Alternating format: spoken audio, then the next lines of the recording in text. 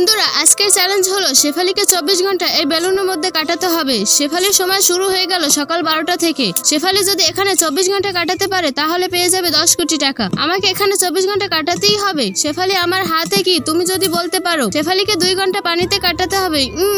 রাজু থাকতে পারবো না, আমার কষ্ট হচ্ছে। রাজু হাসতে লাগলো শেফালির কাণ্ড দেখে। আমার শ্বাস বন্ধ হয়ে যাচ্ছে এটার ভিতর। আমার শীত করতেছে। শেফালি তোমার টাইম শেষ। শেফালিকে রাজু উপরে তুলে ফেললো। শেফালি তুমি একটি কার্ড ধরো। শেফালি নীল কাঠি ধরলো। পেয়ে গেল কাকের গু গন্ধ। ইস, আমার বমি আসছে, কি পচা ঘেরান। ওহ, শেফালি বিড়ালের মতো নাচতে শুরু করলো।